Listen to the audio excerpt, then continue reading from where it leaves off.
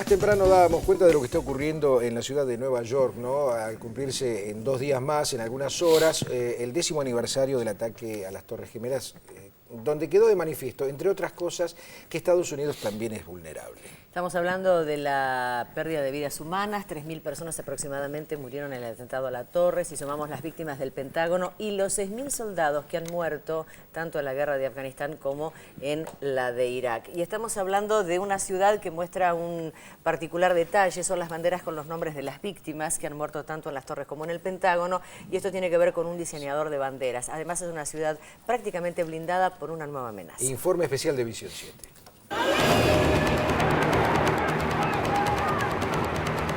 Todavía se puede palpar el terror en la denominada Zona Cero en Manhattan, el lugar donde se desintegraron las Torres Gemelas el 11 de septiembre de 2001. Tal como ha sido acondicionado el sitio, con obligada pulcritud, solo queda ausencia y soledad. Junto a los 2 aviones que demolieron el complejo World Trade Center, otro impactaba en el hasta el momento inexpugnable edificio del Pentágono en Washington. El mega atentado cambió en muchos sentidos la percepción y el armado de la política internacional y azuzó la incesante intención de los Estados Unidos de erigirse en el gendarme del mundo, impulsando nuevas guerras. Sobrevino el ataque a Irak y la ocupación en Afganistán se encarnizó con los locales. Tratar de dominar el mundo era el proyecto del presidente Bush y de su equipo. Al cabo de 10 años nos damos cuenta de que quizá esa ambición primero no ha dado resultados netos. La guerra de Irak se ha ganado pero mal, la guerra de Afganistán no se ha ganado y en Libia los Estados Unidos han estado extremadamente prudentes.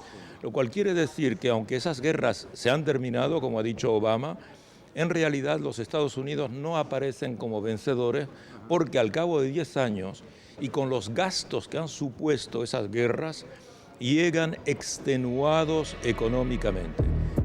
El atentado cobró la vida de 3.017 personas, incluyendo a los atacantes. Más de 6.000 personas resultaron heridas.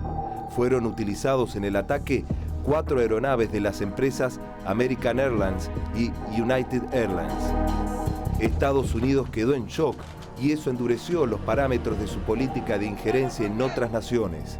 Dentro del país se aprobó la ley patriótica, suspendiendo y limitando algunas libertades y derechos constitucionales.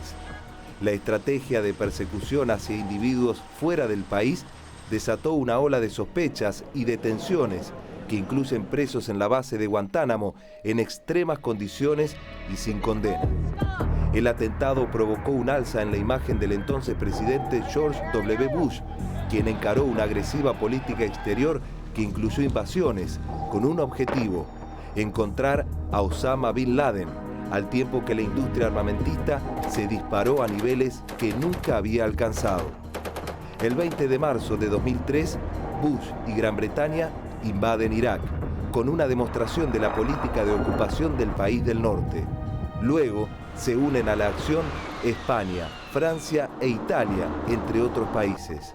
El gobierno de Bush había asegurado que en la nación gobernada por Saddam Hussein había armas de destrucción masiva, lo que nunca pudo ser confirmado incluso por organismos internacionales o multilaterales como las Naciones Unidas. Bush refrendó de esta manera la brutal supremacía de Estados Unidos y sus aliados, las potencias europeas. Las cifras de muertos por invasión militar a Irak oscilan entre 100 y 200.000, la mayoría civiles. El 5 de noviembre de 2006, tras 2 años de juicio, Hussein fue condenado, junto con otros 2 acusados, a morir en la horca. En la actualidad, según un anuncio del presidente Obama, permanecen ocupando Irak unos 50.000 soldados hasta fin de este año. Osama Bin Laden era el hombre más buscado, pero curiosamente el gobierno de Barack Obama recién logra determinar su paradero a 56 kilómetros de Islamabad, la capital de Pakistán, el año pasado, y es asesinado. Las medidas que tomó Bush no se aflojaron en Estados Unidos. El Patriot Act sigue, no pudo cerrar Guantánamo o no quiso, Obama, dice usted. Obama, digo. Y tampoco, digamos, a pesar de la condena al terror, a la tortura, tampoco esto se terminó. El impacto psicológico del 11 de septiembre sigue todavía muy vigente. Ahora, por supuesto, desde el 11 de septiembre para adelante no hubo atentados en Estados Unidos. Había caído el máximo referente de lo que Bush catalogó como el eje del mal.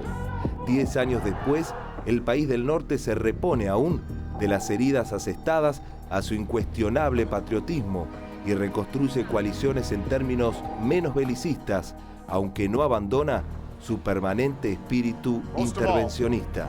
Obama piensa que para ser más efectivo en la guerra contra el terrorismo, porque considera que el terrorismo es una amenaza para Estados Unidos, hay que abandonar Irak o salir de Irak y concentrarse sobre sobre Afganistán y Pakistán. Y de hecho lo que hace. 2 airplanes have crashed into the World Trade Center in an apparent terrorist attack